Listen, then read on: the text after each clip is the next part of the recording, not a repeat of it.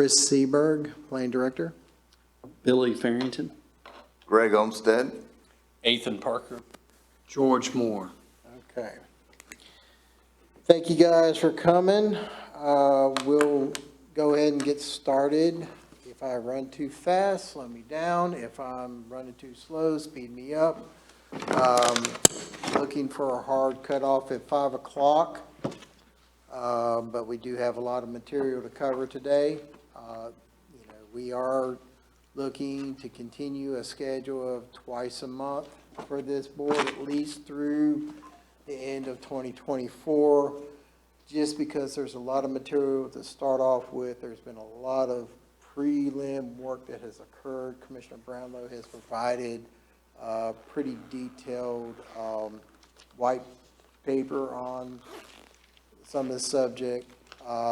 He's also provided a draft ordinance for consideration. So I'm going to start off with, this is the agenda that we sent out. I got to do a better job of making it visible on the screen because I didn't realize it'd be that low. But so what we're going to go through today is we're going to review our current codes, review the draft innovative stormwater ordinance that was composed by Commissioner Brownlow. We're going to review, so we've got right there, there's a paper that was done by geologists at East Carolina that's been used quite a bit lately. And then also Commissioner Brownlow's white paper here on, he's given his assessment on what was written up. But also what we're going to cover, and this is going to be up to you guys, if there is more information staff needs to provide you guys as we travel through this process. And then after that, I want to talk about the future meeting schedule. Is twice a month, 3 to 5 Thursdays here appropriate with your schedule? We did lose our commissioner because he could not do that with his work schedule. So that is one of the items we're going to talk about, and then finish it out with any committee comments you guys might have. So to start off, let's review our current regulation. So there's different sections in the Unified Development Ordinance that covers stormwater. We're going to start off with section 2410, which is just your general plan requirement. There's a plan approval requirement. There's an expiration. If we do approve a stormwater plan, that has a shelf life of 3 years for you to complete the project, or whoever is making application.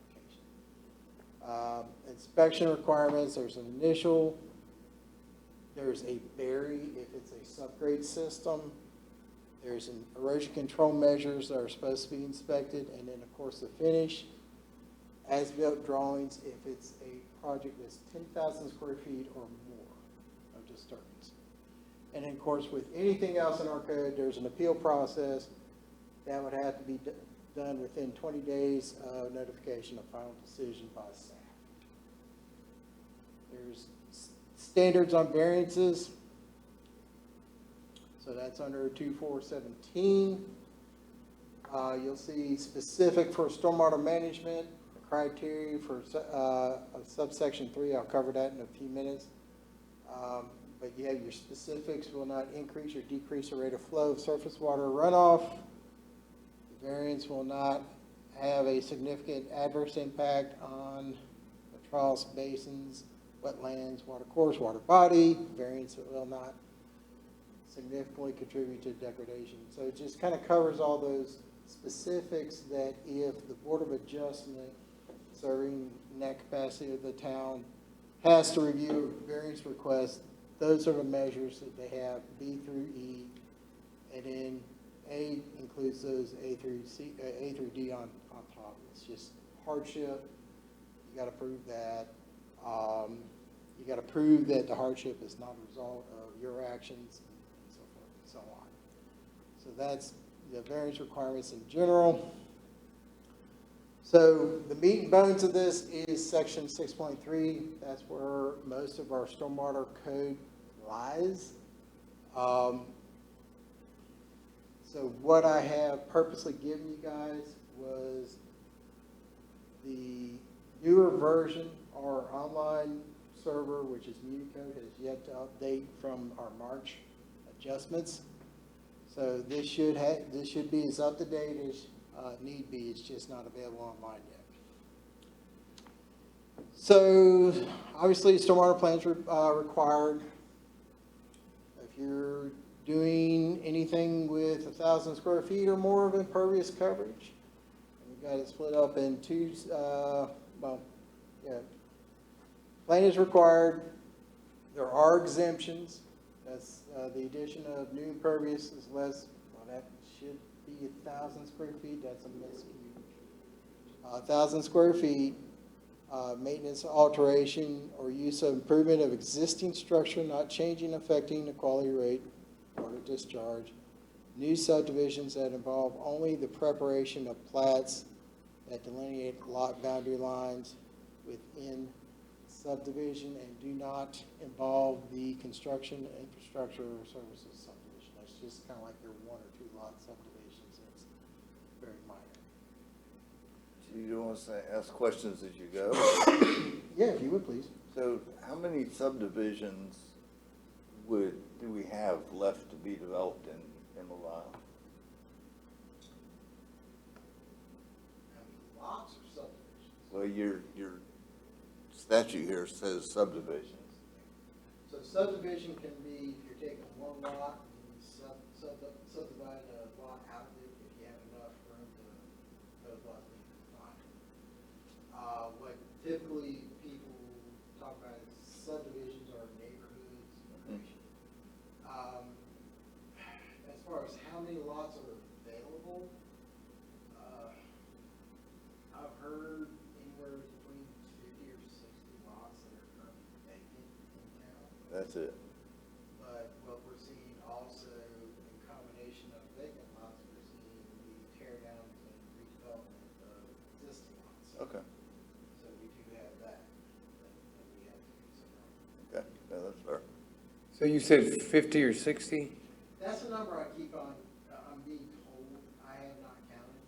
In one of the board meetings, a number of like 560 or 600 was thrown out as Yeah, that's what I've heard. buildable lots. We're like six or 700. That would make better sense. Yeah. I've just, for whatever reason in my memory banks, it's popping up that small number.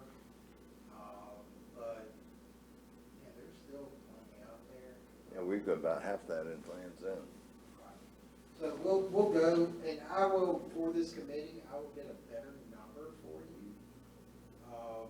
Just because I think a lot of the study was done with some of our long-range planning documents. I'll get this group a better understanding of how many vacant lots we have left. Yeah, I While we're on think, this, go ahead. the state stormwater rules, like if a subdivision has a permit already, like when I did Sunset Landing, Yes. it has a state permit. So can that supersede some of these things in those areas, or So. what does the town want to do with something like that? Well, that has been talked about. I think, I like how Atlantic Beach has done it. Atlantic Beach is very specific in their code, under exemptions, where it, let's say, under subsection 4, it'll say if you're in a subdivision that has a state stormwater permit, you're exempt from the regulations under this code. Our code does not have that. Our code didn't have it before it was adjusted with the Unified Development Ordinance changes back in January. Prior to me coming on board, Yeah. whenever they made the change. So for that exemption, and it makes sense, it would need to be part of this. So Yeah. that was one of those, I think in one of my initial emails to you guys, that's something that has been brought up many a times, at least in my tenure since January this year. Yeah. And it's just easy to just have it in writing in the code. Sure, because it's doubling up on stormwater treatment or impervious limitations and Right. whatnot. It's already Yeah. in that as recorded restrictions. Yeah, in situations where that has occurred, it's just like, well, you're gonna have to design your stormwater to meet the state permit, why not just submit that as part of your plan? But it's just that extra step, and if they're on a tight timeline, it seems to slow things up, so I get that. There's a significant effort with the state stormwater permitting process to control your stormwater, and as long as everybody follows it, it's designed to do that. Yeah. So as a follow-on, before we start a new topic, number of lots, buildable lots left are probably the least choice lots and probably the most problematic because they're the last to be built. So they're going to need land development or more focus. So I think as a group, knowing the number of those lots, that would tell us how impactful they are and where they are, including elevation. If they're low-lying, that's the red flag right off the bat. If they're higher elevation, that lot's probably fine, but downstream implications. So I think if we can identify, or with your help, of course, identify what lots are buildable, remaining buildable lots, where they are, and then those lots that are large enough to subdivide.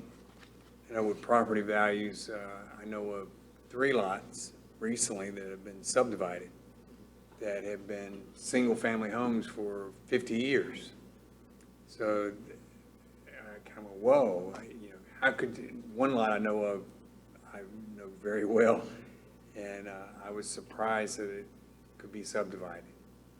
So understanding what the rules are around subdividing lots, just a request and square footage, but trying to get a stormwater plan around, well, if you subdivide it, how do you upset the ecosystem? Certainly it's going to be different, more impervious area, but just the holistic approach to what does that do to neighboring lots, downstream lots. Some, not scientific study, but ballpark, to get started. What are we looking at? And then the other component, the big unknowable, is tear downs. I guess you could look at any, 2-level, single-family cottage over 30, 40 years old as a potential tear down, particularly on first and second row. So getting some grasp, we know where we've got stormwater problems. If you marry that up or overlay it with buildable lots and subdividable lots, are they apart or are they going to compound each other in the future? So that's a long-winded No, well, question, but we can where, provide. kind of like where are we headed with what we know? Sure. Or knowable? I think providing this board with an accurate, or this committee with an accurate count of how many vacant lots we have, the locations will be simple. We can just do a simple GIS map of them. And, the county GIS does have contours. The problem we run into with that is it doesn't have a date on it. So we don't know how fresh or old those contours are. But I think all those are pertinent information for you guys to have to review these regulations. As far as subdivisions are very simple. It's laid out in the code. If you've got a lot and you can subdivide it into one or more lots, or cut one or more lots out of it, and each lot still meets the code of the zoning district it's in, that's permissible. So, it does occur. We, But- we fielded, since I've been here, 2 subdivisions. One hasn't gone before the board, planning board yet, so that's working. You get a lot of trailer parks that haven't been subdivided yet. Yep. I mean, there's a ton of things on this beach that are still gonna be built on. And there's 3 or 4 families that own, there's no telling how many acres. So there's gonna be a lot of subdivisions. I think your redevelopment is something that's huge as a part of this ordinance. Yep. I And think that's- FEMA just I don't reclassified these think- flood areas too. I don't think your undeveloped lots, your count is gonna make much of a difference based on what's already here.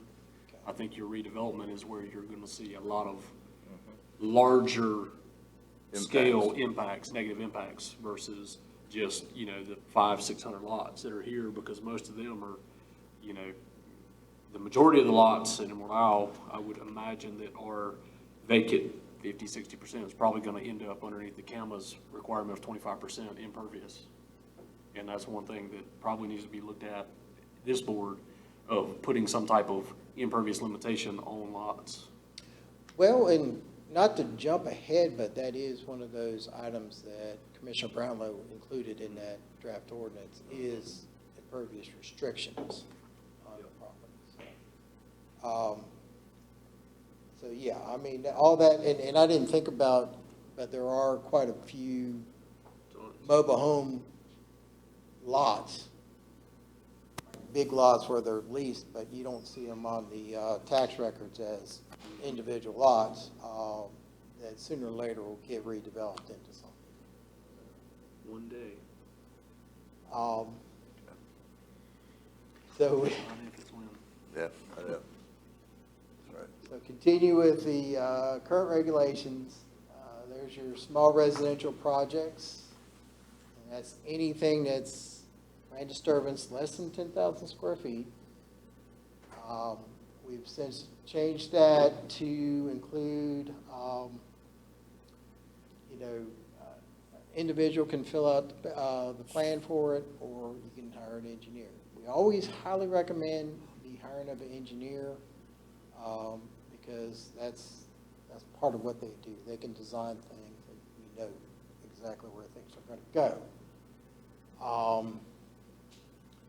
But for those such applications, you've got certain conditions, you've got proposed alterations, a lot of information that needs to be provided to staff for us to review those small residential projects.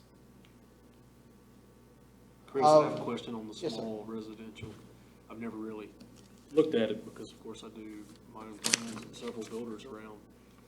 That plan that is required, that can be filled out by pretty much anybody, does it have to be based currently off of a survey?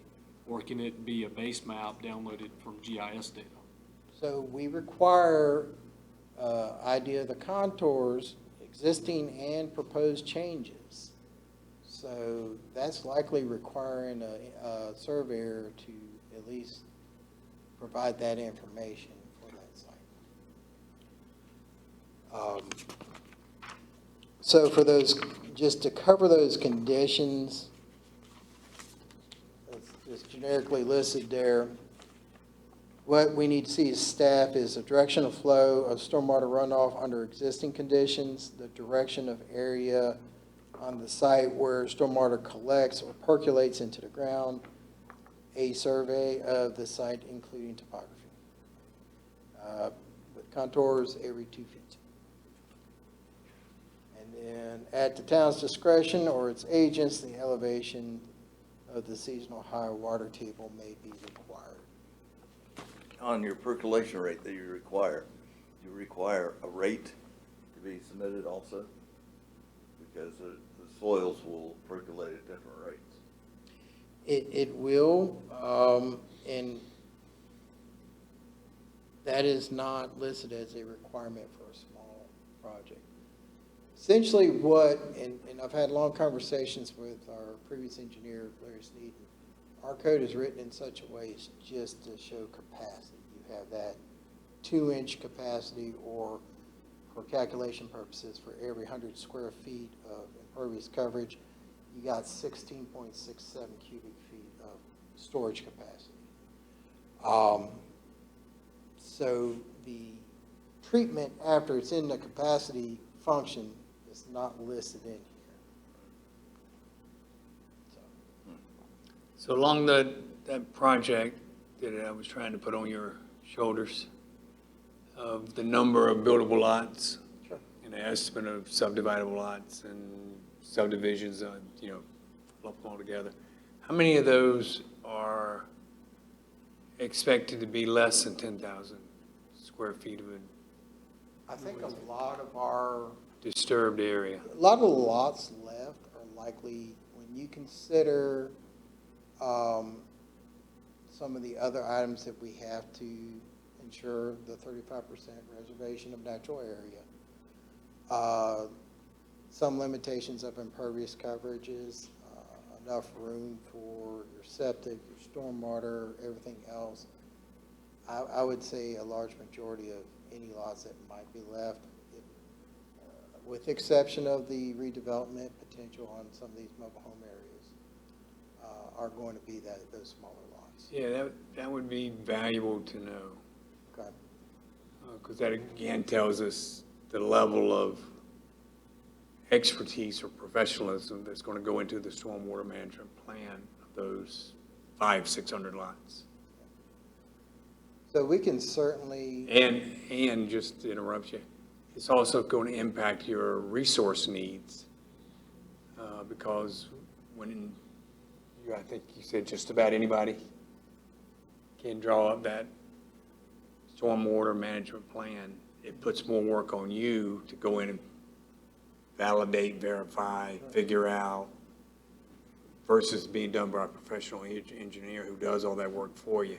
So if you've got 600 lots and, I don't know, 60%, 70, 80% are less than 10,000 square feet of disturbed area, that can be very impactful. You're just trying to,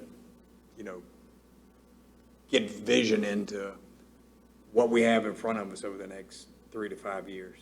sure, Yeah, but even if the lots are 20,000 square foot, it doesn't mean that you're likely to disturb 65% of the lot, 35% of being undisturbed, non-developed. For instance, Soundfront lots down Canal and Archer's Creek that extend to the center line of the creek might be 30,000 square foot lots, but only, 5,000 square foot of it, 8,000 square foot of it's even buildable due to wetlands.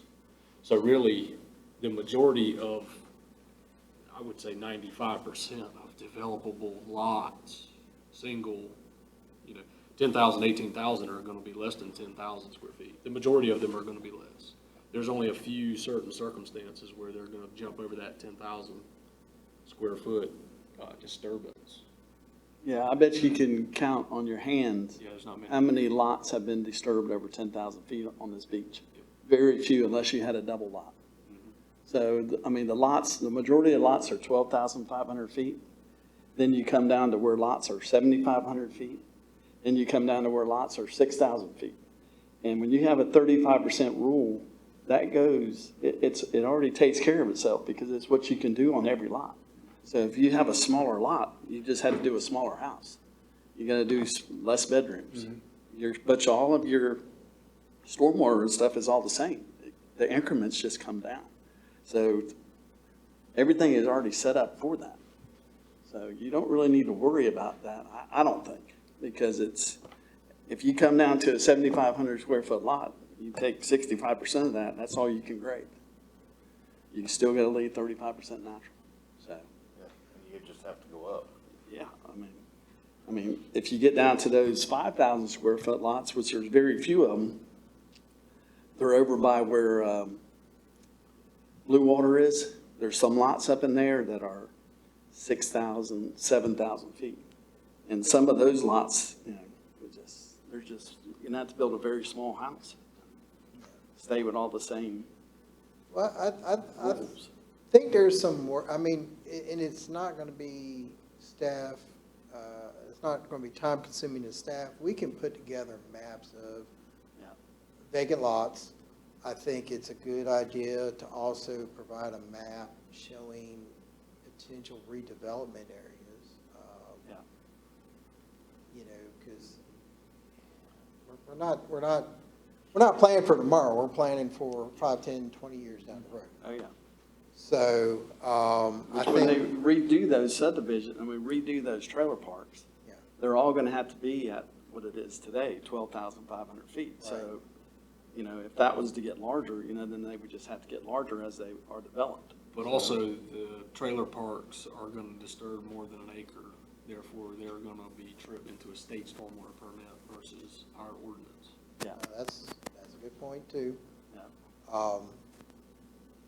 But that's, you know, I guess where I'm trying to convey is we're just putting these ideas out there. The main focus is that we're setting the town up appropriately for the long run, Down the road, yeah. and that's what we're trying to do. Yes, sir. Yeah, I think you said a minute ago, the journey. We're trying to prepare for the journey, not just where we'll be in 10 years, but how we get there. Yeah, The journey is more important, almost more important than what we do next year, the year after, the next 3 years is more important than what happens in 10 years. Yeah. It will be self-correcting if we plan for the future, but we do it this year. I mean, one of the biggest concerns I have is we're trying to do it right, so we're going to take our time, but things are happening. Yeah, so time is a lot of critical. variables in action right now. Yeah. Okay, sorry. No, you're fine. I'm going to interrupt you again for 5 minutes. Again, with the large residential projects, that's 10,000 square feet or more, that requires an engineered plan. That also requires a maintenance plan and a recorded deed restriction on that property. Now, that's for residential, both single-family and duplex, 10,000 square feet or more, or it also includes any commercial development, any, I won't say we'll never have industrial development, but it's likely not to happen in Emerald Isle, but also the large, more than 2 multifamily concepts. So you got single-family duplex, and then anything above the duplex is going to require that larger, more detailed plan. So that covers, and this, you know, kind of going in your initial question, Billy, on individual lots, subdivision management plan. This kind of talks around it, but again, my preference is if this committee would prefer seeing it as an exemption, if there's already a state stormwater plan for the development, just very straight and simple under exemptions. And again, that's just the board, whatever this group comes up with will be reviewed by the planning board before it even goes to the board of commissioners for consideration. So Yeah. there's going to be a lot of smart minds looking at all this stuff and just seeing what will work.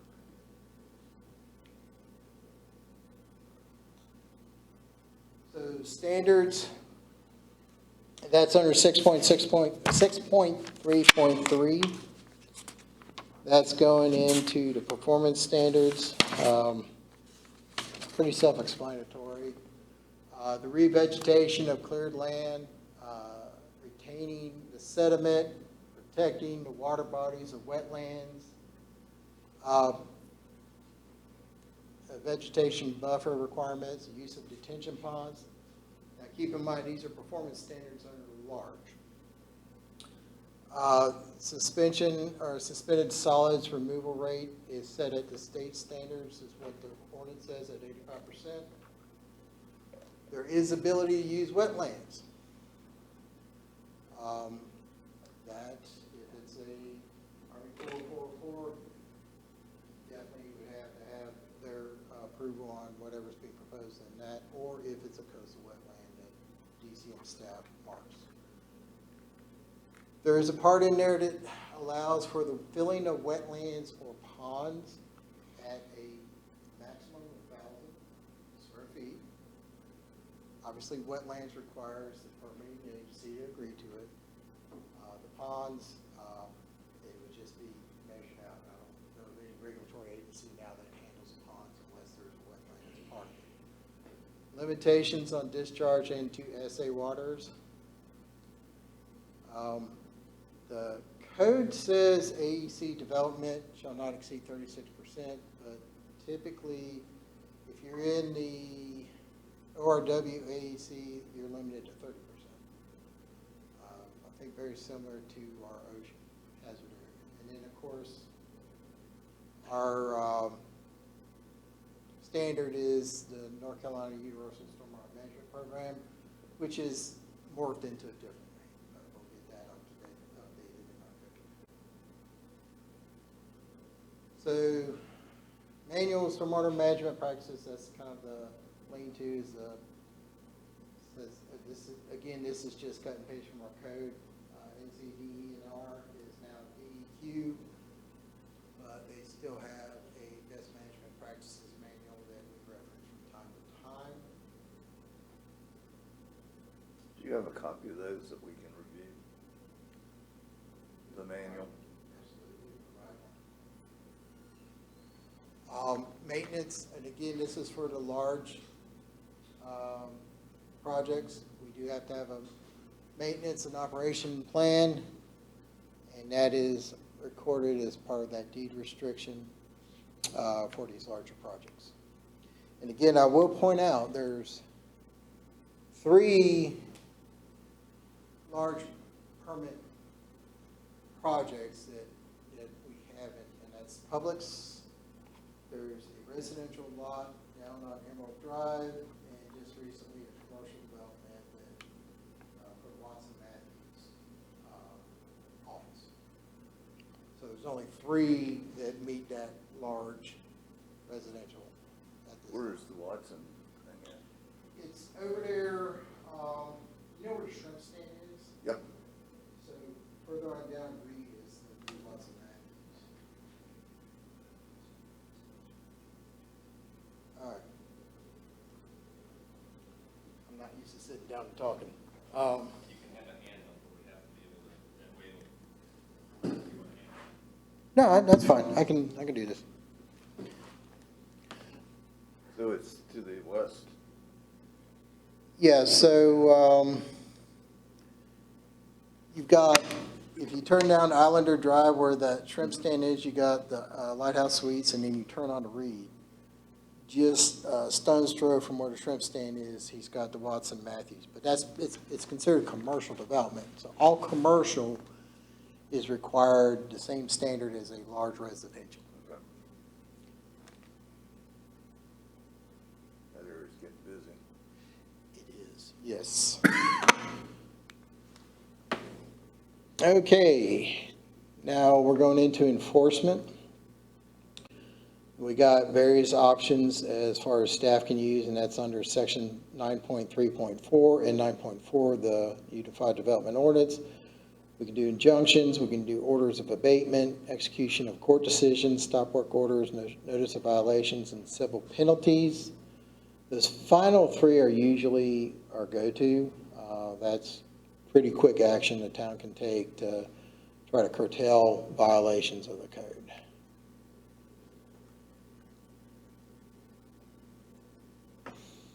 And what's, okay, yeah. So here's some definitions on here. My ribbon's incorrect. So this is going into our definitions that we have under section 10.2, Unified Development Ordinance. So it'll go in, you got how the code currently defines detention pond development, development activity, development approval, regulations, disturbed area. It's just trying to pinpoint specific code definitions that are pertinent to the stormwater management.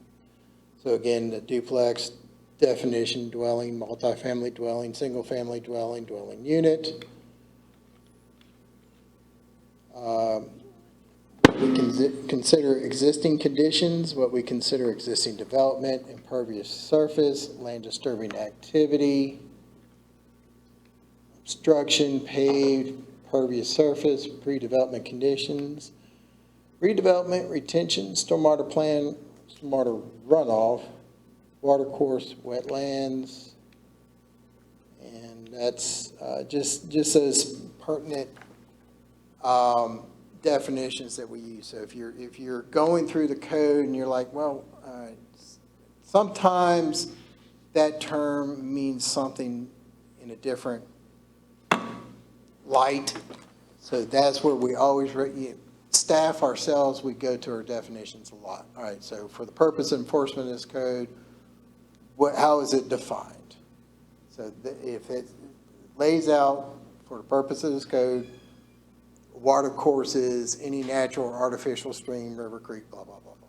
So that's the purpose of providing you guys with that. Excuse me, any questions on the existing code? I got a question.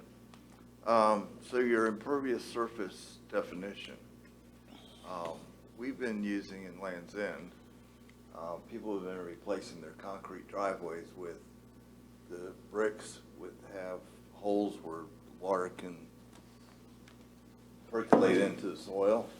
But according to this definition, it's kind of in a gray area. It says includes semi-impervious surfaces. And I would think that maybe that would apply to those or maybe not. So a lot of those come with spec sheets, and spec sheets will tell you the amount of impervious or pervious ability that has. So like if, one thing that comes to mind is those little lattice style concrete. Yeah. That is, if my memory serves me correctly, it's only 40% pervious. Right. It's not 100% pervious, it's only 40%. So you would have to take that in consideration as far as considering if you're going tit for tat. But now, what the state does, if you got a driveway that's been there, and you come back and you replace it as is, that's existing Correct. impervious and it's permissible. Up to 500 square feet. I'm not aware of any restrictions on it. That's one of those that I'll pull out the manual and make sure, and Yeah. I'm giving you guys accurate Yeah, information. we ran into that in one of our projects, and he was tearing out his drive, and then he wanted to put it back, and it was like 5,000 square feet. He wanted to put what he said was impervious.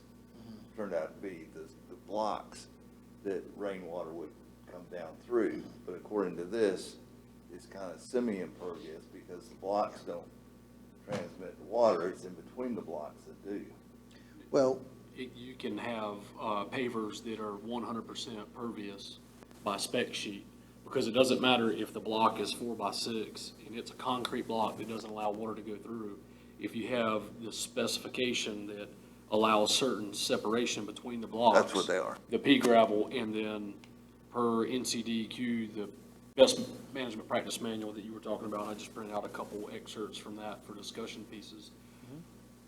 They also have a little bit of information, but it basically goes back to the manufacturer has to get it certified by a certain board that it meets 40, 60, 100% pervious status. So it could be a block that is no different than a block that doesn't have separation. As long as it's installed per their specification, Right. it can be classified as 100% pervious. Okay. Yeah, It's 'cause- basically got to do with the 57 stone or the poorly graded aggregate below it to provide storage for your, That's what for they your do, storm. yeah. Okay, I just wanted Yeah, to, a lot of them have 8 inches of rock, some of them have 12 inches of rock. Like if you're in Raleigh, you have 12 inches of rock. Down here, we usually use 8 inches of rock and give you a full 100%. yeah, and each one of the bricks has a little Correct. tit on it. It's got a quarter Yeah, inch between exactly. blocks, so, Helps Well, keep that- that separation. yeah. I'm always wondering about that because the rating is when it's new. But starting day 2, it starts to fill in with sediment, becomes less and less pervious over time. until you reach a point where it's totally impervious. But there's no requirement that you maintain it. There is if you're in the large residential and commercial development. You have to record an operations and maintenance agreement form that states that you will maintain it at a certain level. And basically with those parts, I have my master's in stormwater research and design, and one of the classes that I took under Dr. Bill Hunt, which is the guy that helps write all these all over the world. We took a class, a field trip to Wilmington and studied all different types of impervious surfaces. And basically the problem with Wrightsville Beach is the sand that comes off of the beach fills in the pervious concrete at such a rate, even street sweepers can't go out and sweep it and vacuum it once a week, and it still meets the state's infiltration rate requirement. So it's one of those things that it's great from day one, day 5.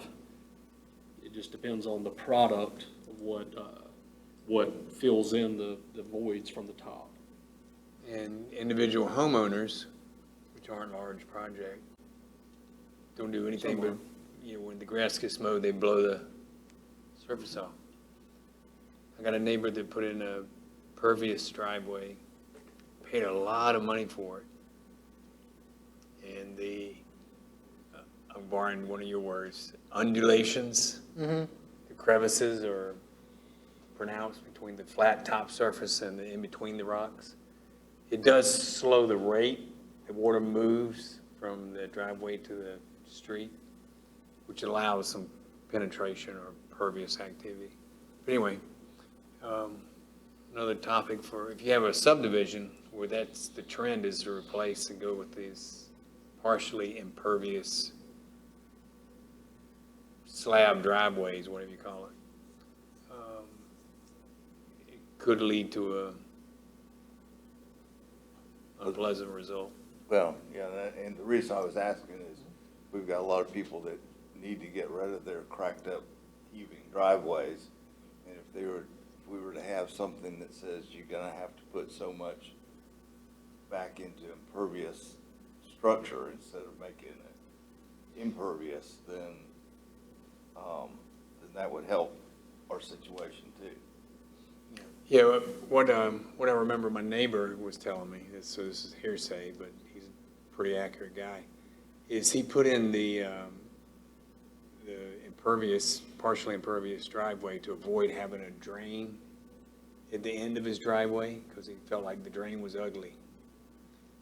And common sense would tell me that over time it degrades, you still need the drain. You can have the pretty driveway, but you still need the drain to compensate for when it either rains too hard, too quick, or your pervious quality has been degraded. Sure. The drains aren't impervious to high rates of rainfall intensities either.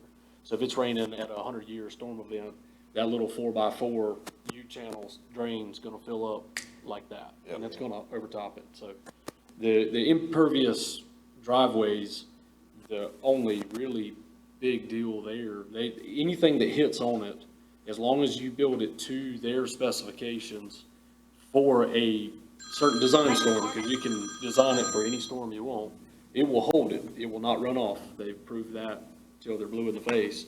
The problem is maintenance. That's your. Well, and kind of conversations you and I've had, Ethan, even those driveway drains, you got to maintain those too. I've been to some sites where it is completely full with sand or debris, and so all that does is take that capacity out. So there are different maintenance items that, for this to be effective, needs, just try to have some assurances that's taking place. That's a big ticket, so. A lot of that goes along with education. If the builder educates the person that they need to clean that out once a year, Yeah. that's a good thing for them to do. You know? And a lot of these things are education. I mean, I've been doing a lot of lots in them where I'll build a lot of houses, and I believe there's a way that you can keep 100% of the stormwater on each lot. And you don't have to worry about your neighbor. Keep all your water on your lot. Make everybody do that. Simple. I like that idea. That's what you gotta do. It's not possible for a 1,000-year storm event, though. Really. No, not for 1,000 years. It's not practical for a 50-year. Yeah. There's certain storm events, and I think this board is what has to come to an agreement on what we're gonna make the builders and the developers and the homeowners do. Because, Yeah. you know, we're having problems with a 2-inch. And I'd love to see everybody start screaming when we go to the 1-year, 24-hour storm event in Emerald Isle, North Carolina, that's 3.5 inches of rain. So everything comes with a cost, and it sounds great to say we keep 100% of stormwater on our lots. It's impossible.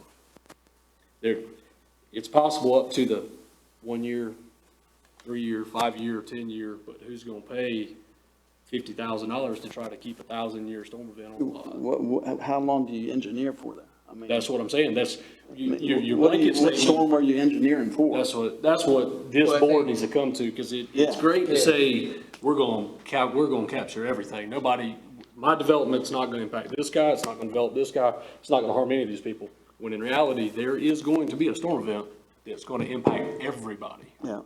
And it's just, we as a board either have to agree that the 2-inch storm, going along with all of the other barrier islands, stormwater, I guess their ordinances. Yeah. Or are we gonna go a little stricter and say, all right, we're gonna go with what, you know, some of the state and federal requirements are for larger developments at that 1-year, 24-hour, which gets to that 3.4, 3.5. What is Cape Carteret doing though? What is Greenville doing? What is Raleigh doing? That's Yeah, what I they're- was thinking. They're dumping every bit of the damn water into damn creeks and Assume- everywhere. So assume- we were out here at the beach and we're on an island and we can't do that? I mean, we should be able to do They're not, though. the same thing. They might have in the 90s, but if you look at Raleigh's stormwater ordinance right now, I think their requirement, they have to take TSS out, they have to do a nitrogen calculation and a phosphate. So their stormwater regulations in the last probably 15 years have went from, when I was at Kimley Horn in 2014, I think our calculations said per acre, their stormwater was costing them $300,000 to treat per acre, and now it's probably $500 or $600. So, yeah, pre-90s, absolutely, they were dumping it to the Neuse River and it was coming to us. Now, they're not doing that. Yeah, they've It's got- not happening. It might after the 50-year storm event, Yeah. but not 0 to 50. Yeah, there's some strict nutrient reduction measures for the Neuse River and anything that feeds into it. You look at the state across the bridge on Highway 24. Mhm. All right, most of that was SA Waters that they were dumping to when they rebuilt. Yeah, you talking about DOT? DOT. Yes. Yeah. And everything over there, I mean, they changed a couple places that were not SA Waters, like what they are over here, to SA Waters, and then they changed them back. But that's where they're dumping every bit of their water is right in the sound. So, I mean, it's only right for us over here, the town and the road, which everything is coming off of our road up here on 58, right through here, is all going into the sound.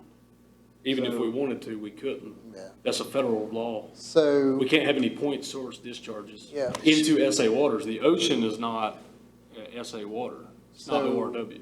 I know, what but our- DOT has Is the creek back here though, what is this creek? Is it It's ORW. ORW? most, Is the ditch, where all the water just dumped off of Bogan Drive and Cedar Street, is that SA Waters or is that a ditch? It's not SA, but I think it's ORW, isn't it? I don't think it is. Typically- It's a ditch. typically when it feeds There's not a into, simple answer, I know the answer. So if you pull it up, this is the issue that the town got into with Archer's Creek and specifically Lee Avenue, where the water stops and the line indicates. So it's directly west of Lee Avenue, or directly east of, it's the east side of Lee Avenue, Okay. but there's an extension. So then it currently reads on the map, the entire run, that whole entire run is impacted waters. but there's a conversation whether or not that should be changed and/or is applicable. But it is currently on the books as such. And then it is there's the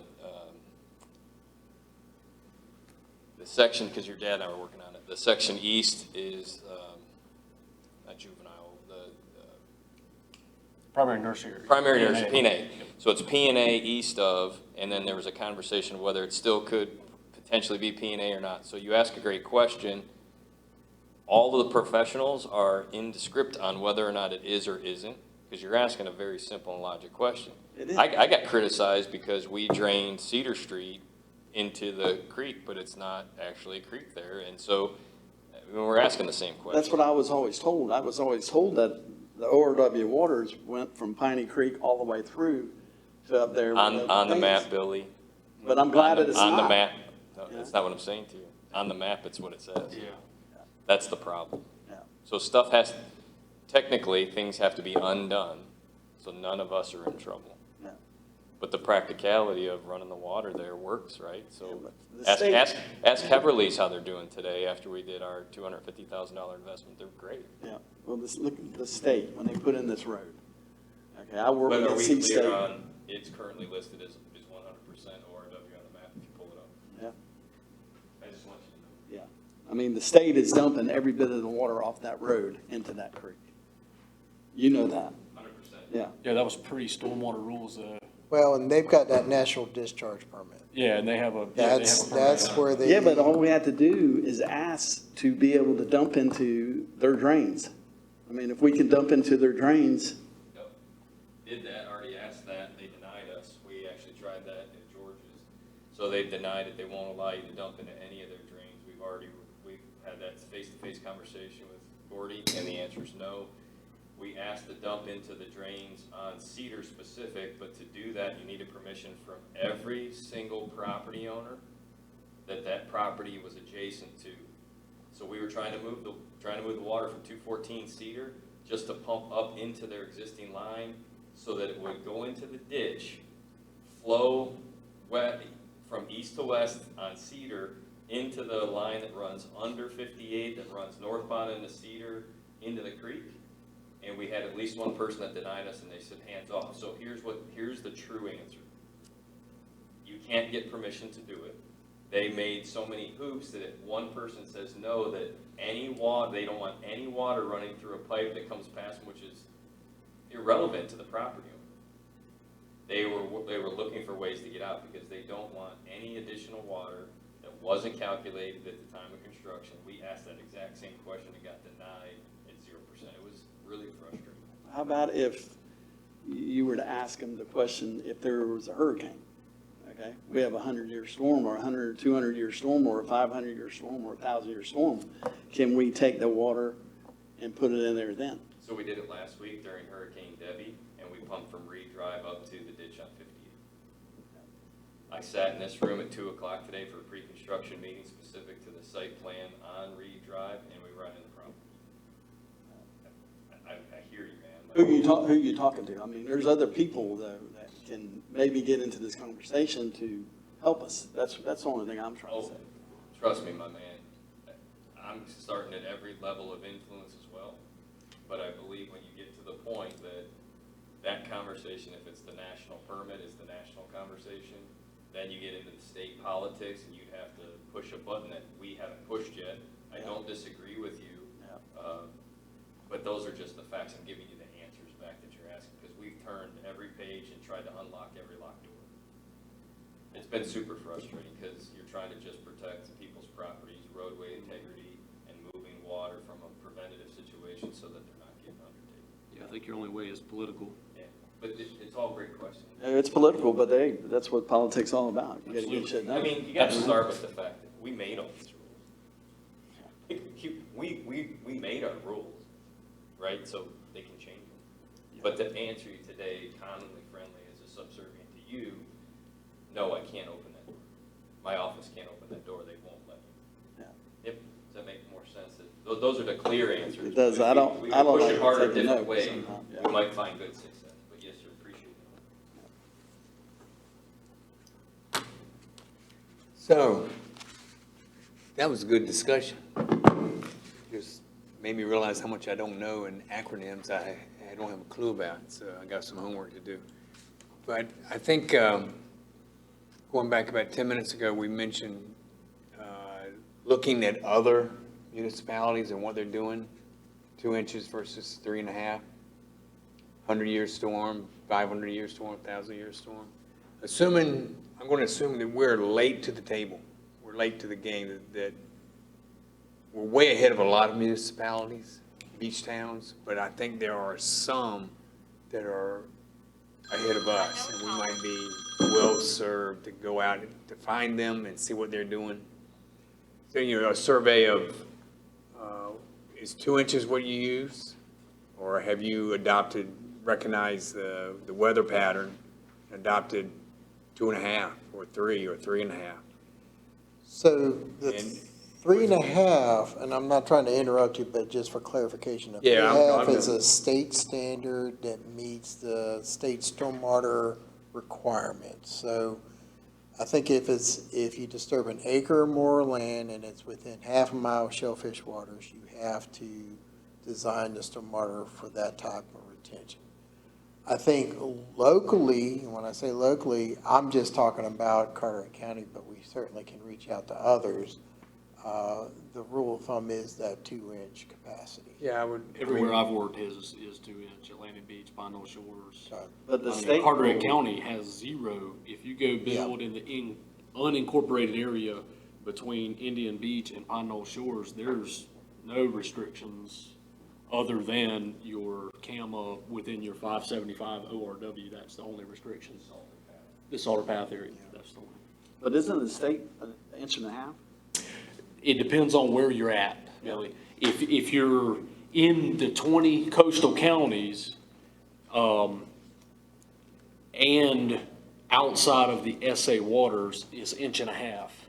If you're inside the SA waters and you are trying to be high density, then you have to meet the 1-year, 24-hour rainfall event. They don't put a number because NOAA's rainfall intensity charts, their IDF curves change. Yeah. I don't know I don't know when they update them, but it seems like they update them every time I look. They're off a 10th or 100th or back and forth a little bit. So it's not as easy as saying, the state requires 1.5 inches or 2 or 1. If you get outside the 20 coastal counties, the state requires 1 inch for a state stormwater high density. It's just that coastal stormwater rule.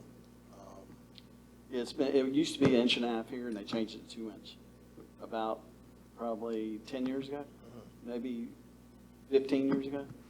But in the town here, it was 1.5 inches. Okay. That's what the town's regulation. 2 inches is good. If you get into 3 inches and 3.5, 4 inches, you're gonna add a lot more to each one of these lots, and you're gonna make it very hard. If you put too many restrictions on building a home, you're gonna make it where people aren't gonna build here. And the Well- reason I say that is, Well, would you agree that 2 inches is not enough? Well, no, I think 2 inches is plenty. I mean, I think the water that's coming off our roof is not polluted. The water coming off our driveway, if you got an old car, it might be polluted. But yeah, I think 2 inches is fine because it's rainwater. You can drink it. I mean, you can put it into a cistern. You can put it underneath your house. You can drink Well, it. So I think the question we need to look at, not, professionally, unprofessionally, whoever knows whatever numbers is, what percent of rainfalls are we willing to allow to run off? And the 2-inch rainfall should capture 91, 2, 3% of all rainfalls expected within a calendar year in our area. So do we want to spend double the money per lot to capture 1 more percent of rainfall? Because once they go, I'll do some research and pull up before the next meeting the curves of the rainfall. And once you go past 2 inches, just because you gain to the 3-inch margin, you don't really capture another 3%, 4% of the expected rainfalls in North Carolina. It's a steep curve. You only capture another 1%. Because there's always an expectation that you have a 15-inch storm.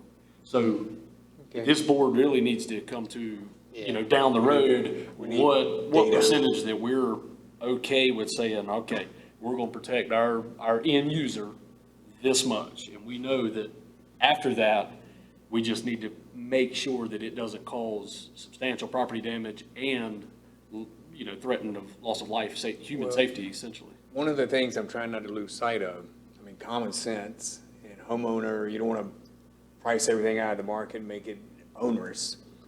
But yet at the same time, the city, because Matt's the budget guy, how much money is the city spending to combat flooding when rainfall is 2.25 or 2.50? So there's a, Not much. Now, what rainfall events does it take for you guys to start spending money? 5 inches, 8 inches? 2? yeah. But that's and- only in and that's certain not- areas that are, I'm not so much talking, I'm talking twofold. There's, Yeah. there's the reaction, current acute reaction to a heavy storm. The town has to gear up and go into action. But I'm talking about the capital improvements that are happening over time because of trying to abate flooding. So but I think, 2 like, inches how to many me. lots do we have in Emerald Isle? Like, just period? I think there's there's 4,000. 3,200? 4,000? So we're 60, we're over 75% built out. What's your question again? I know the numbers. How many lots do we have in Emerald Isle, just residential lots? 6,500. 6,500. And we only- Less than 590 undeveloped virgin lots remain. So less than 10%. Roger that. So 10% changing the rules to something extremely extravagant, 3, 4 inches, probably doesn't impact the current stormwater. Yeah, it'd make it better for future, but it wouldn't, it's not gonna stop you from having to spend money at 2 inches. We have a stance on that, and we can answer you. It's not just the 590 that remain. It's The not- redevelopment. It's not just the 590. It's a direct impact of the redevelopment, and it's the problematic nature of the 590 that remain. So the 590 that remain would have been easily built upon 10, 20 years ago, but they're complicated lots. That was the whole rationale that the previous Stormwater Committee had when wrestling with this problem. So I'm not going to be the naysayer guy that sits over here. I'm the practical guy that's trying to help you, but this conversation has been had at an exhausted level. To answer your direct questions, what is the direct impact to the taxpayer due to the current stormwater issues that we have? It's dramatic. And there is no mechanism in position to fund the department. There is no mechanism in position to fund maintenance. Come on now, you saying that it's not being funded, we're building 50 houses a year. I mean, I think you can say a little bit of that money in tax base is going back in to fund some of these things where these houses are being built. No, sir, I can be very honest with you. None of those dollars are going to fund the Public Works Department at all. And what's happening is, this city has required and relied on 100% grant acquisition. In the last 8 years, we've secured $62.5 million in outside funding. In my tenure here, it's been $14.5 million. I'm currently managing 22, 23 active projects in addition to my full workload, which is why I was delayed to get here.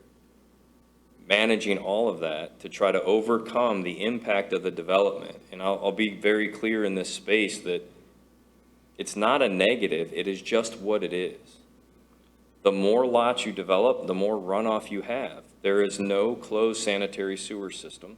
So the more septics we're putting in, the groundwater is becoming penetrated at a greater rate. There is no ditching system outside of 58. When we tried to clean the 58 ditch, we had some issues. I want to point out we did a small project in this area. What's your physical address? 5,800. So what I noticed is I have the photographic evidence. We went and cleaned almost 18 or 20 inches of material out of that ditch with DOT's assistance. The town had to come back in and put sod in position. All of that looks and worked great during Tropical Storm Debbie. The opposite side of the street where there was no sod, that pipe is now 60% full of sediment. And it was cleaned. I have the photos, I'll show you. It was cleaned 4 weeks ago. What we have to do, Billy, the number one most important thing is re-ditch 58, clean it from one end to the other, Why and I. doesn't DOT do that? It's DOT's road. It's their, all the pipes. I was fixing to and say, I points. was fixing to tell you. Okay. I'm not the know-it-all. I'm the guy that's been busting my back on this for 60 months. Yeah. It's no different than what you're doing. I just have the answers if you want them. So we asked him, he said, nope, we don't do that. They refused to come to his address until I physically picked the phone up and called him, Gordy. I said, Gordy, this guy's getting flooded. He's got flooded 6 times in the last 12 months. Oh, okay, so they come out, he's like, all right, we'll clean it. As soon as we cleaned it, the neighbor lost his mind. Had to go over, talk to the neighbor. He's like, I can't believe you're doing it. I said, we're reestablishing an open ditchway in the right-of-way on NC 58. I mean, no disrespect to you. I said, I didn't come call and tell you we were doing it. He was irate. But we worked through it. I can tell you that at this last storm, his neighbor had 0 issues. So the real reality is, we don't want to upset anybody. We don't want to talk to you and tell you the actual fact. The sun rises in the morning, it sets in the evening. I'm not in charge of it, but it's going to do that. Rain is going to hit us. You got to clean the ditches. End of story. Yeah. It's not rocket science. But if it upsets 2 people, it's considered an epidemic problem. And I'm so sorry. You're going to get what you're going to get until you deal with the actual systemic issue. You can put a Band-Aid on a gunshot wound. You're going to bleed out, man. Clean the ditches. That's the first thing this group needs to advise. Because if we were unified and went to DOT and said, yeah, people are going to be pissed off. Somebody's going to be mad. The ditch was there long before you got here, Bo. Like, that road had to have a ditch. We cleaned that, and then we offered to ditch it. We were told we weren't allowed to because they have a permit to do it. We begged them. They came in 3 weeks, cleaned it, did a beautiful job. That ditch is severe. First thing the neighbor said is, man, I can't mow that. We're like, we understand. We get it. But I would rather have a deeper, wide ditch in front of my house and less opportunity for flooding and make my kid or the neighbor kid weed eat it than to not. That's a difficult conversation. So we spent all that time and energy, back to George's question. It was $250,000 on Cedar Street, $250,000 on Bogue Inlet, almost $250,000 on Old Ferry to fix what hadn't been addressed. And we did a good job. What you're doing is not bad. It is compounding the problem, but it's development. You have to realize at what pinch point is it 2 inches, 3 inches, 5 inches, whatever. But to answer your direct question, Nathan, my phone blows off the wall after a 2-inch event. And it's specific. Let me be really clear. If it's been dry and we get a nice deluge during the day, no problems. Probably in Land's End, no problems. If it's been wet, and if we got a 2-inch gully washer today at 4 o'clock, you'll have problems. And roads are going to be flooded. I can tell you the 9 primary areas that's going to be, and we've been addressing those areas one at a time. We categorically identified the #1 issue all the way down to the X issue. We started with Lee Avenue. Once you got Lee Avenue fixed, then we started heading west on Archers Creek because it makes sense to start there. We had a completely blocked pipe at Old Ferry. Now we have 24 inches of cross flow. So that estuarine water that's coming in, that's brackish, that's cleaning out, the health of that creek is going to be better. We had to get permission from CAMA to go in and clean right here near Live Oak because there was an argument that it was in the impacted waters, and we're like, it's not. So, I mean, every event that you think is easy is like remodeling a kitchen in a 1900 model house, and then your wife's like, oh, we got to do the bathrooms, and you're like, whoa, hey, lady, what do we got going on here? You're tearing out stuff, nothing's square, there's a problem, and that's every conversation that we're tipping into. So I'll slow down and answer this. If we can figure out what is a logical, reasonable approach, but if you hear anything I share with you today, the easiest fix is starting on 58 and cleaning those, because that's going to help everybody. We've maintained and invested in that stormwater cleaning trailer. We wrote a grant for it. We got it. We're cleaning all of our ditches. We're cleaning all of our inlet grates every month, 12 times a year. We reported on it Tuesday. But still doesn't stop Reed Drive from flooding. Still doesn't stop Canal from having issues. Channels flooding. Bogue Sound Court, I wrote an easement yesterday, got it, I did a drawing, submitted it, did a CAMA permit today for Bogue Sound Court for Jay Davis's development. Can't get a direct discharge, can't have point source discharge, trying to explain that to everybody. But the reality is there. And the more we develop, it's not gonna get better. We just have to learn to live with it, and/or Piney Street, that's the next one. So where Chris built, it's a low point, there's no easement drainage across Piney, and all that used to flow, right? It would make its way to Archer's Creek, but then they built 3 or 4 houses that block that up. Now we got standing water on Piney. Why can't you go back and look at the photos and go back in there and tell those people they gotta leave the way to flow the water? So did that fluid drone categorically mapped and identified? Go back into 1970, Did 1960 it, pictures, you got right in there. did and said, exactly that. This is it. It wasn't developed. You guys blocked. Yep. You blocked it off. Fix it. I mean, Okay, that's- so you can't do that. And you'd have to take legal action against them to do that, to get it to work. I hear you, I don't disagree with you. So those houses are now built there at Piney Street with no easement agreements. This board will not take condemnation action against anybody in Emerald Isle, it's not gonna happen. I mean, I'm just giving you the facts, right? So they're not gonna do it. Then we were at Piney on Monday at 2 o'clock. Did I miss anything on Piney Street from your observation? No, sir. Then while we were there, they complained about the pool that was put in next door. They complained about the fence that went in that they said went in under the cloak of darkness. They complained about a pool discharge for backwash. We were investigating all of it. And that was Monday. There's an issue there. This group should look at Piney as a beta example, and if what you're proposing can be done, we should pull the trigger and hammer it. I don't believe it can, and I don't Can believe we take a ride, maybe this group from the you can east take a to the field, west? this group can do whatever you all decide to do. And see, if you could show us everything that you got going on, and then we kind of get a feel for. We what have we're drone images of it, we dealing have with, all of you it. know? Which address on Piney? At the lowest point, right, so what's the physical address in Piney? I can pull it up. 402? We can pull it up right now. It was Sharon and Mark, that their driveway was completely flooded, and then people are driving through there, doing 20 miles an hour, they're not flying. But it shoved the water all the way up under his house, moved all of his pine straw, and you go talk to him, he goes, I know, it's, when they built that house, it got worse, when they built that house, it got worse. He's like, I love my neighbors, they're great, but then this neighbor across the street, it was the house where Greg Rudolph used to live. They elevated the property almost 6 feet, built the yard up, so now instead of it draining down to it, everybody built up and the water sits in the street. So there becomes a problem. I have the maps. I mean, I can give them On the west side of Piney? It's Yeah. right, It- it's closer to the Sound Drive. So it's the east side of Piney's where Chris and Chris built their most recent houses, right? And they kept that thing, like, almost like a channel in between. They built 2 walls. Yeah, because when I built Chris's house, the latest one, Yeah. our wall was right up against his pylons. Remember when so there's no easement through there. There's no drainage easement. And so now we have an issue where there's standing water at the bottom of the street. Where can we pump it? There's nowhere to pump it. Oh, there was an easement there. Not to my knowledge, and if you see something I don't, please tell me tomorrow.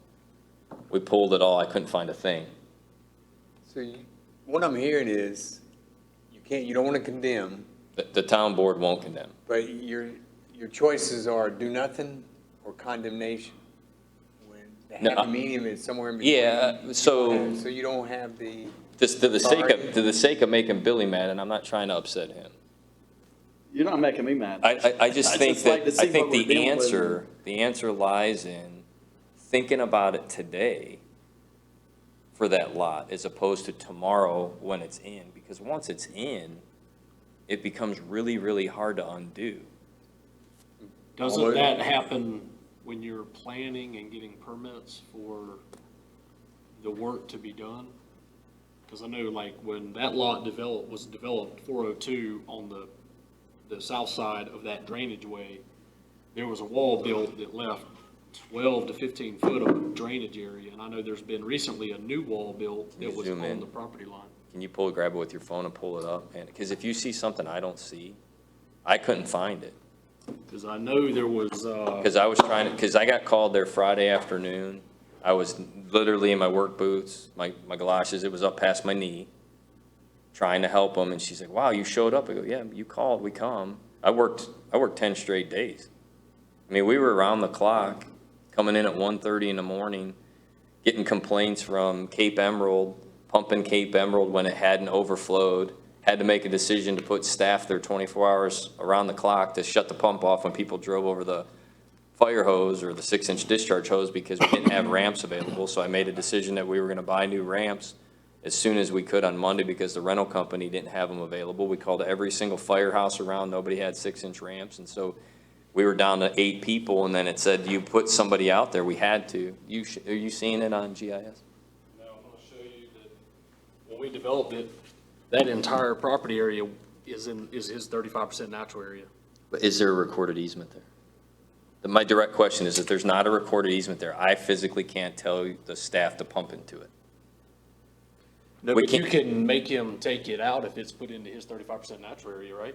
If he developed his So I'm natural asking, area. I don't mean to sound stupid, right? Like, I count on you guys, I'd ask you back. So here's what you have is, if there's no easement, can I come on your yard? Like, is the city, can I come on? No. Right? So, plus, you wouldn't want me pumping street water into your yard. So I have to make sure we have these written easements, because we had the issue at 416 Cape Emerald. There's a pipe on Callahan's property with a 15-inch discharge pipe that used to be straight. Now it has 2 90s in it so that they could develop 416 Cape Emerald. 100% private pipe, 100% on private property. We've been working for years to move the pipe 65 feet east and can't get the property owner to sign off. I rewrote an easement this morning at 8 o'clock for the new property owner at 414 because it finally changed hands. And we may have construction, all we needed was 15 feet of temporary construction easement. We were gonna pay to move a private pipe, had a grant for it, couldn't get the 2 signatures. We have a grant on Cedar Street, couldn't get anybody to comply. Now we're gonna go into the street, dig down into the street, pump all the water from James Anderson's house that's flooding his house, back up into the street and go into a containment system, real similar to the one you had to do on Pinta that Mike New did. That's my reality. So the question I think you guys are asking is, how bad is it? We'll absolutely take a tour. You might have a solution that we don't see, and if you see a solution on Piney, please, if there's any easements existing, let me know. So with Piney, there's a couple other things. One, we did look, there is no easement. 2, you got a road with all the lots that are at least 2 inches or higher. 3, you've got all that development on Sound Drive that is bringing in fill dirt for their development, closing in what I think Josh did this study, Josh Edmondson, planner prior to me, where I guess at one time, and you local guys might know better than me, that there was some sort of river creek that was running through there, all the way to Archer's Creek. So there's a lot of different contributing factors. It's just flowing in, and like Matt says, that area on Piney Street is the collecting area. That's the low, gravity's gonna take it where gravity's gonna take it. Sure, it has been for a while. Yeah. But the problem is, when it gets there, there's nowhere for it to go naturally or through man-made functions. So don't you have a small easement from Piney out to the Sound? Can't put in a point discharge. Oh, Yeah, but where's the state point discharges? The state, when they If- put in the road, there was Yeah, that was, discharges all along the road. that was prior to the requirement of no point discharges. That predates their stormwater rules. That's the problem. You have to stay 50 feet from the mean high water line, I think it is, any water surface edge, the mean high water with your discharge. And that it has to be in some type of a plunge pool or level spreader with a vegetative filter strip or something to dissipate before it goes into the water. Right, right. Matt, have you talked to any of the, I'd have to have something built back here in this area. to Well, that's contain in that. that's in the water. You can't pump to the water. You'd have to build that way back here. Way back here, right, Well, on these guys' properties. yeah, way back here. have you talked to any of the contractors who develop these properties? Barry Page, Ricky Taylor? Have you gone back in some of these subdivisions and said, guys, where'd you put your pipes at? Where's all your stuff at?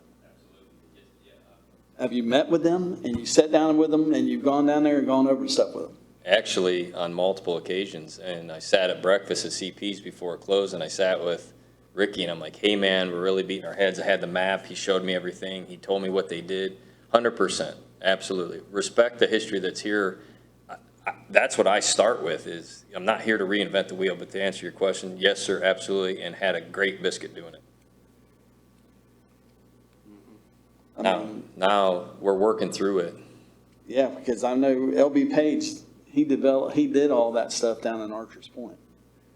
And he did a majority of the stuff over here. So I mean, before he goes somewhere, it's just a thought. I mean, that's why I would say, these guys, they know a lot of stuff. Ricky, Absolutely. especially. Ricky Taylor, I mean, He was my go-to and still remains. and Albert Taylor, his cousin, you know Albert? I don't know Albert, I know Ricky. Albert put a real well. ton of stuff in over here too. Yeah. I call the mayor of excavation when we have a problem, right? Because he'll remember it. Oh, yeah? Yeah, you remember when you're knee-deep in the mud, you know what you did. Yeah. And he's been tremendous. Ricky was very helpful when we were trying to digitize our mapping too.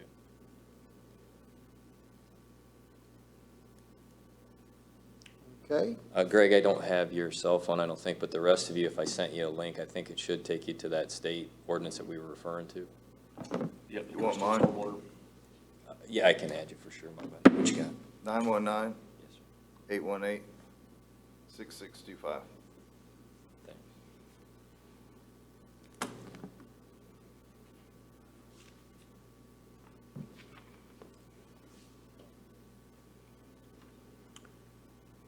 okay, any further discussion on current code review?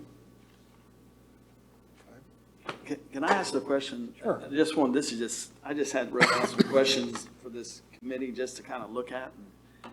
Ethan might be a good person for this, and Matt, all of you. But is there a way that we could do a stormwater plan? I mean, all these lots on the beach are 75 by 125, 12,500 feet, 7,500 feet, 6,000 feet. Is there any way we could do a stormwater plan for one plan for every lot, and everybody do it the same way? So when they brought the paperwork in to you, it was all done the same way. You looked at it, you said, this is what I need. Instead of having 5 different engineers or 10 different people drawing up different things in different ways that they're doing it, is there a way that we could make it where it's a one-size-fits-all, let's everybody do it the same way? Well, And simplify your job and simplify. That would work if it was Kansas. We were just flat as a pancake. I don't think so. But with- I mean, you gotta think about these things. I mean, every lot over here is a cookie cutter of the one next door. They might have different elevations and things like that on them, but it's the same thing. Billy, I think You've it got goes the back. same, a lot of the same soils. I mean, it's kind of like, you wanna plan for the 2 inches. Can you maybe, everybody do the same thing? Everybody use the same drain for your driveway, not go and have 10 different drains. I don't think the town can enforce a private citizen to do that. That's freedom of developing your property, 1, and 2, we have already said it a few times, 595 plus or minus lots. They're vacant because you and me, we don't want to touch them until we have to. Yeah, but there's And a lot there's of them 8 foot of people- relief on them, and you can't, I've read the SISIC report, and though I agree 100% that overland sheet flow, or as the state calls it, disconnected impervious area, yeah, I agree, that would reduce 32% of the runoff from roof from roofs, definitely. But I don't know with a 75-foot wide lot, a 30-foot house, we don't have enough linear footage to do what's required based on studies to be able to have overland flow and be able to capture it and reduce the runoff and build swells to let it infiltrate.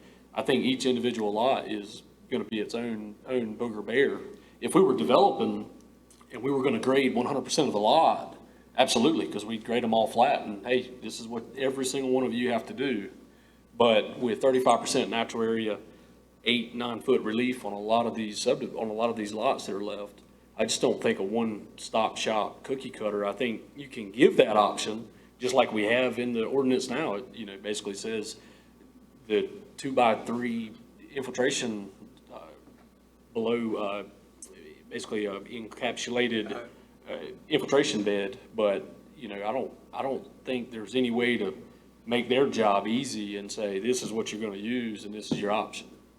I just think there's so many variables that, you know, somebody might want a 28-foot wide lot or house, and some might want a 45 that string setback to setback. It just, I realize that. I just want to ask the question Yeah. and see if there's something like that that we could do, because I know it's very, very aggravating when you got every single person comes in with something different.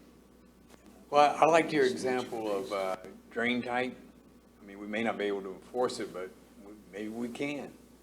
So that's the Yeah, question. we've done it before. I mean, over here on the beach, I mean, they've Right. done things and asked us to use them, and if we can kind of get the builders and stuff together and ask them if they would do that, and it was something easy that Lowe's sold or the Island Harbor sold, I mean, everybody could use it. It's Yeah, just- I've got a circular drive, and yesterday and today I had a drain installed at each, you know, about 8 feet from the highway. I live on the highway, and I'm downhill. So and the highway is slanted towards my property. So I get tremendous amounts, when heavy rain, light rain, no problem. I put a 4-inch drain, came from Lowe's, economical. But that new construction next door to me put a 1-inch drain. And I don't think it's adequate. they put a 1-inch drain on their driveway? It's got about a 1-inch opening. Just some things like that. You No can't- grate, very few grates. They have that around their pool, but they have that on their driveway? At the end of, about midway the driveway. But to your point, we should prescribe the type of drain, and to keep it simple in our resources for the inspection. This, you know, these are the 2 or 3 you can use, or this is the one that we require, because it's adequate for the 50-year storm, or the 25-year storm. Hey, George. 1,000-year storm. In that particular conversation, the drain itself is ineffective. In your application, the drain's effective because you have a ditch to run it to. So we have, like Chris has indicated, there's all these driveway grates. Yeah, well- So regardless of what the requirement is, there's the next 2 punches are, it's gonna fill immediately, so they have to know to clean it. They're not cleaning it, we're not requiring them to clean it, so that's problem 1. Actually, it's problem 2. Problem 1 is, where does it dissipate to? Right. And if there is no open ditch at the front of the street, it should require it to, is it peaked in the center? Is it slanted to one side? Where does it run to? Is there containment? So you have to think through all of that as this group. So Dry well. a majority of the driveways will not have roadside ditching. Yours will be very effective based on the conversation we had at the front of the street. Yep, drains. Which is 10 why, feet to the in ditch. advance of that, we cleaned the ditch for him. So now his will hold, his will work great, and if he doesn't keep it clean, I promise you, we'll get on him. But Bill and Boone. you'll be able to, that one's gonna work. So there's an example of what does work. We have to think through the unintended consequence. Who's not gonna clean, how we're gonna manage that, and then where are they gonna dissipate it to? Where's it gonna discharge? But if we can educate people though, Matt, and send out something like Chris did over in Cedar Point and Cape Carter, where you have a booklet, okay? You send it to all the people that live in this town, and you tell them the things that you want them to do, and tell them things about stormwater that can help. And hopefully that will help down the road, and people can come and put in, you tell them you want a 4-inch grate on your driveway. I mean, they don't That's have to current. put it in, but you can ask them to do that. Well, ours is a requirement. And It's then- a drain is currently I'm talking about required. for all the houses that already been built, for all the people who are draining into other people's stuff. When you send something like that to them and you educate them, maybe that will help with some of the water that he's getting in Land's End, because it's gonna stop in Sea Dunes and it's gonna stop in Dearhorn Dunes before it goes down the road and goes into the pond. to So go let's down. address that. The water in Land's End is self-created. Land's End moves their water to other people, so we're working to resolve that with Land's End. So it was an $800,000 grant to do dune infiltration in Land's End. Specific to those drains, I'd like to present to you guys an alternative concept. We've wrestled with this too. No disrespect to you, human beings are not gonna do it. And so you gotta be practical. You can print booklets all day, you can put announcements out. We made 97 public announcements during the 7-day event for Hurricane Debbie. We reached 197,000 people. Whether they took action or didn't, it's the tough one. Should you require the 6 feet from the roadway back to be pervious? That's one way to do it, and then the problem's gonna be, what's gonna penetrate that pervious material? Can you keep it clean? Are we requiring it in the right of way? Are you gonna expect the town to go vacuum them all? You can use the best example, which, one of the best examples of a large commercial application is Lighthouse Inn. Yep. 100% pervious. We turned the fire hydrant on, wide open, flooded the entire parking lot with the news channel there, and it dissipated immediately. Oh, yeah, it works. It works, but you've got to maintain it. So then we tried it on Islander Drive, and I want to be clear to you, if you go down Islander Drive, I bet you all of our stuff's clogged up right now. And then we did it on Islander and Louise. But we're trying to maintain it, but like you said, you'd have to be out there every day. Matt, I think your number one point that's, I've heard this entire time with all of my education, is ditches. That's it, man. If we build roadside ditches, even if there's a blind swell based on NCDEQ's definition of blind swell, has no outlet, providing some storage inside the right of way, if the town would allow it, in front of everybody's build, where the water can sheet flow off of Sound Drive, Lee Avenue, whatever, into their property, into their property extended, still in the right of way, I think that would alleviate a ton of issues. It's got the highest yield, the lowest cost, and the greatest penetration. And I gotta admit, I 'Cause the gotta soils agree are with there. Matt, cleaning drains in Land's End, we have screens for our drains, grates, and people get flooded, they bitch and moan about it, but they won't walk out of their house and clean the crap out of them. But so that something can work. So is that where you're going towards, maybe ditching everything? Or, I mean, that's a whole hell of a lot of work. And then you got a whole lot of ditches you got to clean out. I'm adding Greg's telephone number, don't think I'm not paying attention. I'm not gonna answer you in the negative. I say keep the water on own people's lot. It'd be a hell of a lot easier. No, they're talking about two completely different things. They're talking about roadway runoff and self-containing water on a lot that's designed and managed and improved. You need to contain the water as best as possible on a design site when you're doing it. And then the town needs to have a policy that's pretty strict about roadway ditches and swales. And people hate them, so they're gonna come back and try to fill them, and we're gonna have some teeth in there about what happens when you do that. But a blind swale is the perfect spot. It's just a very low contour. I did the actual drawing for 5002 this week. You can laugh at me. I did it with shapes and Word and color, like I colored it in. It was hilarious. Because I don't have CAD.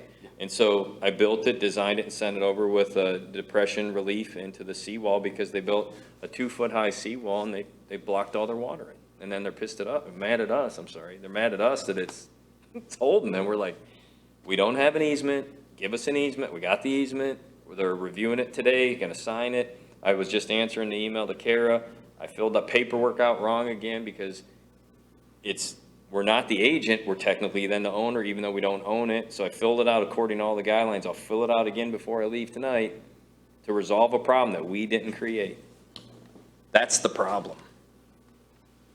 And I'm not complaining, I'll do whatever I'm paid to do, but you're beating your head against the wall. And then people are calling and complaining that they're flooded. Billy, I think it's a combination of both.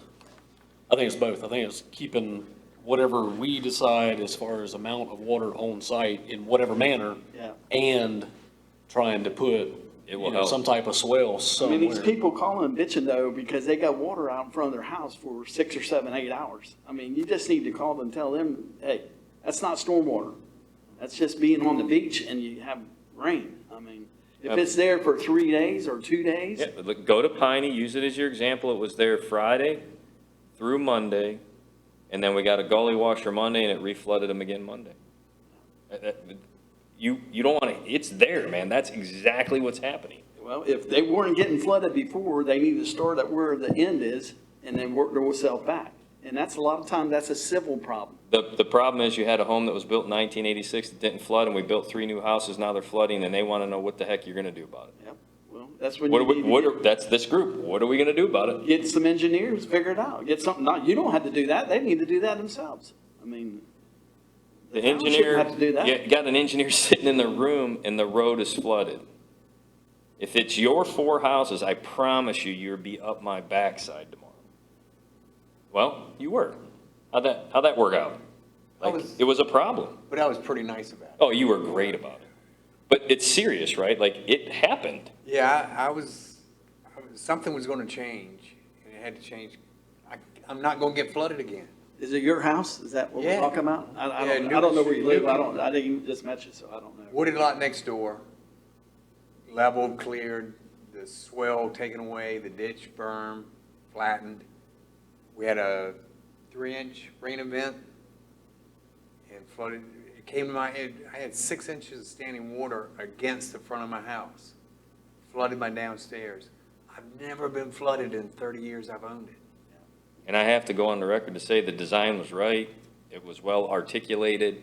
It's just the impact of development. And we need to think through all of that. I've got a French drain across the front, Roadside drain in ditch front of the driveway. put in immediately did not happen. And we did Inside have, right away. It was runoff from the right of way.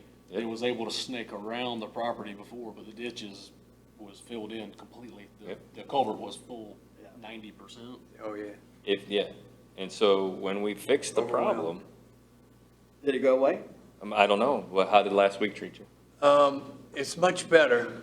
The developer brought in 50-plus loads of dirt and raised the elevation of the lot 2 feet. So now I'm getting drainage from half the lot. It comes down, makes it almost to the ditch within about 15 feet, and then it overflows into my lot and is draining towards my house. So far, we haven't had a 3-inch heavy down, 3 inches in an hour.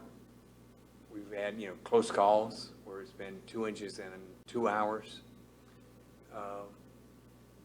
Also, to be That- clear, the that first 2-foot issue was elevation. about vegetation in place, right? Because when there's not vegetative buffer in place, your rapid rate of sheet Yeah. flow is dramatic. So there's questions that we have to answer about during development, post-development, maintenance post-development. What's the responsibility of the city on city-maintained streets, which is roughly 45 miles of lane road? What's the DOT's responsibility on our primary thoroughfare, which is solely on 58? And then I have to go to, we're going to what, 9800 Edgewater Court tomorrow? Private street, right? They're calling us in. If this is what this group needs to know, I should show you the designs. So we have a certified site plan. We pulled the aerial up today. House is configured completely different and driveways in the exact wrong spot. How that got through, I don't know. It's not finished. It didn't get through. Oh, it's done. They're CO'd. They're in. They've been living there. So that we have problems. We just gotta be honest about them. Whether we don't have enough people, we're not doing our job right, I'll take full responsibility for whatever. Heavy is the head that wears that crown that sits in that chair. But every minute I'm in here, I'm not somewhere else, right? So it's one full-time person, an assistant, and nobody in the field. And we've contracted to the county because they don't have any inspectors And so how the house is positioned, the driveway installed is 180 degrees flipped. And there's no documentation of any changes. So answer this for me, because you guys are really the most in the field. You come to us, you pull a permit, we do whatever, you get your permit, you go to the county, you're staking, you're building, you're doing. We don't come out again. Right? You don't see us. He does come out and he goes over the lot with you, and then at the end, he comes out and looks at your plan for your stormwater, Oh, but I need you to define for me, who's he? It's not us. right there. A man sitting right there, Chris, comes out. And he should check and make sure that the address matches where the driveway is. Have you been on any of their sites? That's only new, where he comes out to inspect the clearing limits. So when applications are submitted, one of the first things we do is we have them, before we even come close to releasing a permit, we have them stake their natural area per code. And staff goes out there and documents the staking and ensures that they know that they have to maintain that staking. Then they come in with the, whatever removal, Okay. that they do. I'm not going to be ugly in this group, we're just friends here. What happened at 330? You staked 330? Yeah, it's stake. What happened? There was encroachment. Right. So now, we've got encroachment in a lot, more than 65%'s been cleared, what do we do? What I would do, Yeah, like, this is real time, boys. I mean, before he gets his CO, he needs to go back in there and clean it out.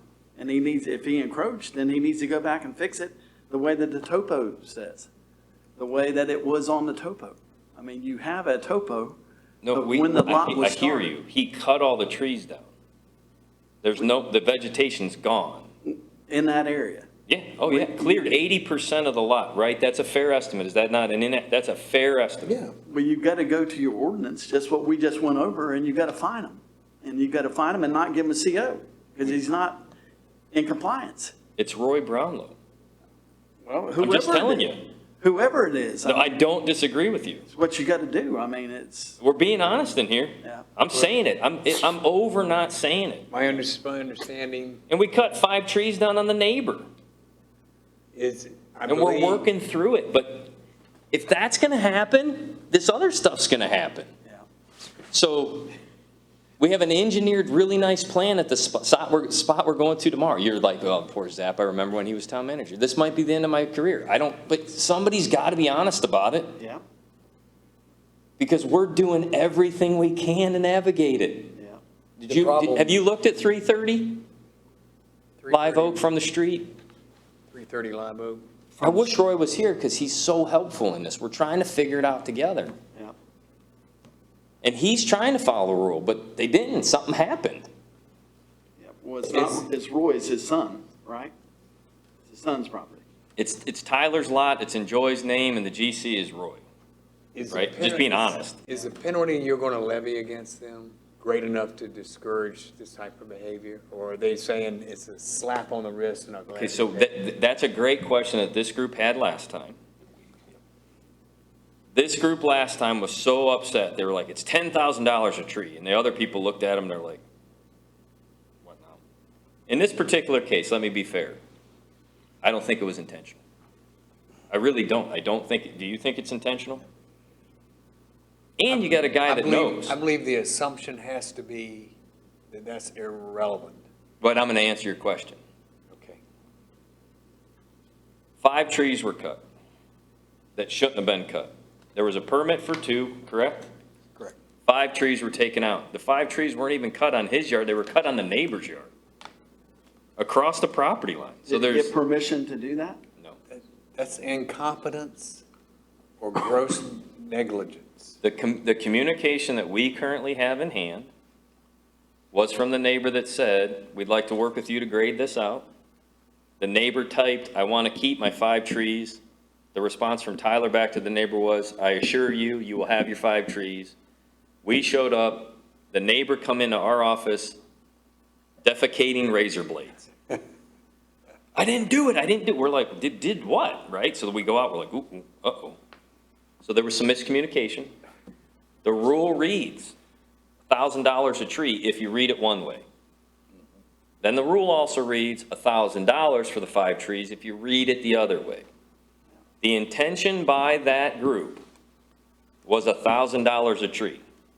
They started it was like a $50, it was a whole conversation, and then it went up.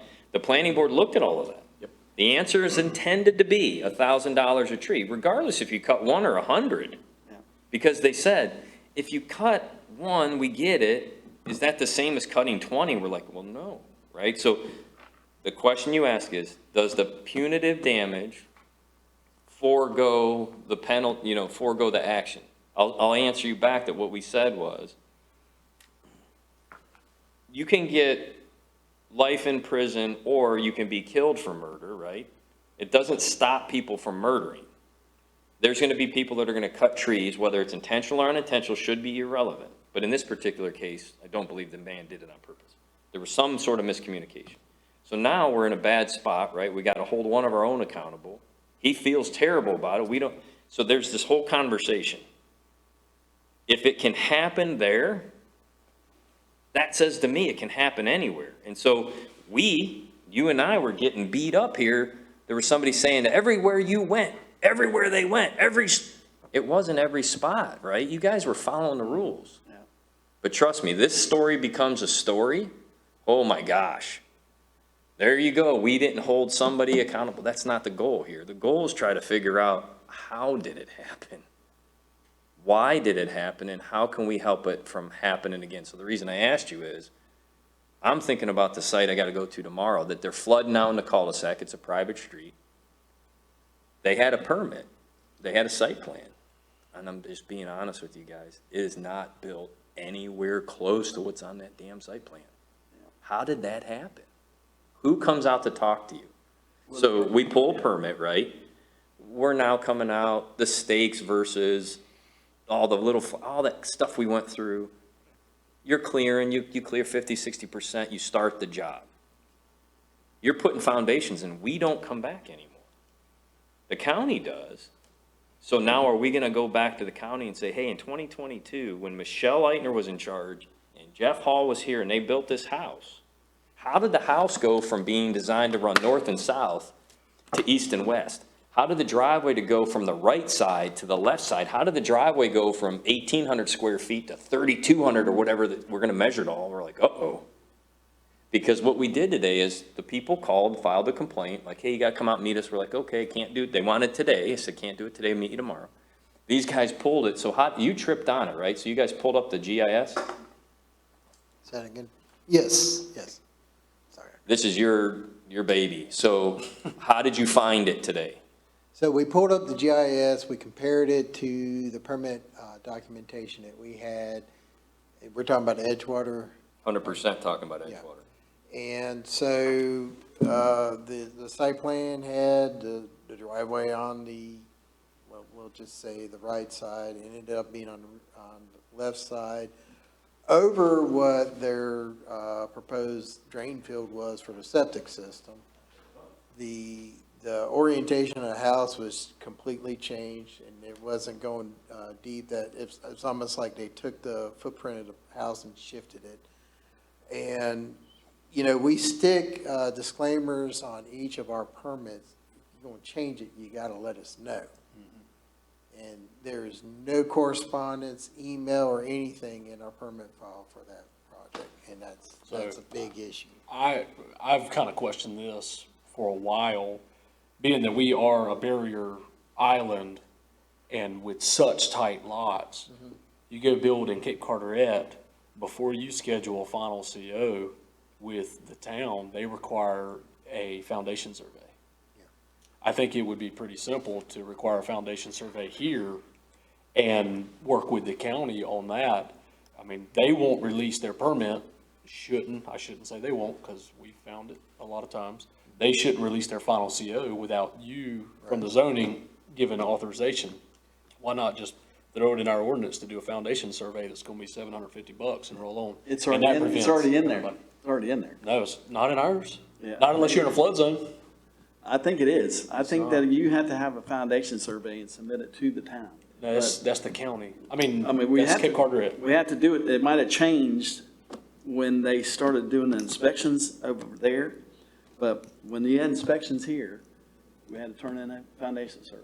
Now we gotta turn it in over there to the county.